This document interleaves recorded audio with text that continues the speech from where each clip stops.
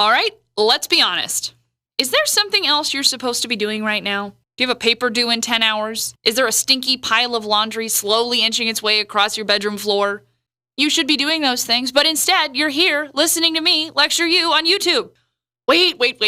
Don't go away just yet. The next 5 minutes will be the most productive bit of procrastination you have done all day. And you're not the only one procrastinating. Thanks to a suggestion by one of our viewers, today's episode of Wellcast is going to bring you a 3-step program to wrangle your monster of procrastination into submission. About 20% of the population identifies themselves as chronic procrastinators. People who constantly put off the things that they really need to do. And that is because procrastination is about lying to yourself. You know, telling yourself, I'll have plenty of time to finish that paper tomorrow, when you know you are way behind. In a recent study, 2 groups of university students were assigned to write 3 papers in 3 weeks. Group A was given the opportunity to turn in all 3 papers in at any point during those 3 weeks.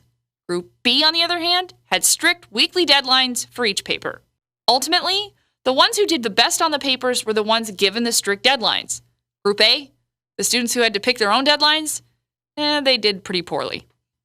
Clearly, humans are not the best at regulating themselves. So, when it comes to procrastination, you have to trick yourself into getting the job done. And this brings us to our Wellcast 3-step method for stopping procrastination. Please pause and print out your worksheet at watchwellcast.com. Okay, are you ready? Step 1. Eat an elephant. Hey, how do you eat an elephant? 1 bite at a time. Look, what I'm saying is, you need time to digest, or you're going to make yourself sick.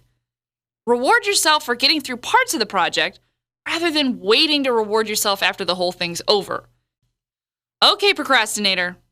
Think about that one project that you really need to get done. But calm down. Instead of letting it overwhelm you, organize that project into small, bite-sized, manageable segments. Think about what needs to get done and write down what you're going to be doing to tackle this project hour by hour and make it specific.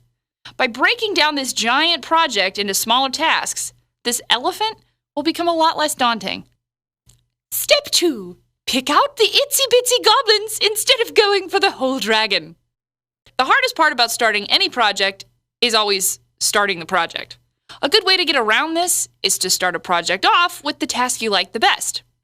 Listen, when you do something that you like, your brain releases dopamines, which makes you happy. Maybe it's decorating the cover of a report or writing a snappy intro into an otherwise incredibly boring paper. Step 3. Ignore the siren songs. Seriously, this step is straight out of Homer's epic poem, The Odyssey. In The Odyssey, our protagonist Ulysses is trying to get home.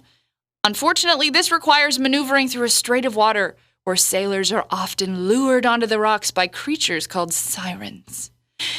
Instead of giving up, Ulysses instructs his crew to tie him to the mast of his ship and for all of them to plug their ears. No matter how much he yells and screams to head towards the beautiful sirens, the sailors must keep on track.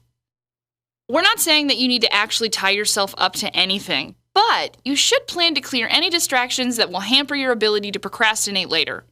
For example, if you're a sucker for Facebook or online video games, have your parents or your roommates change the internet password to keep you on track for studying. The less temptations you give into or have the ability to give into, the better you'll be at acing that exam. Okay, kiddos, let's recap. The best way to get around procrastination is to trick yourself into doing the work. It's true, though. We recommend that you do this in one of 3 ways. Number 1, breaking your tasks into segments. In other words, you go ahead and eat that elephant. Number 2, start with the most enjoyable part of the project. Go for those itsy-bitsy goblins. And number 3, avoid that siren song. Clear out those distractions so you can get the job done. Have these tips helped? Leave us a message below or email us at watchwellcast.com. Tweet us at watchwellcast. Email us at watchwellcast@gmail.com or leave a comment down below. We'll see you next time.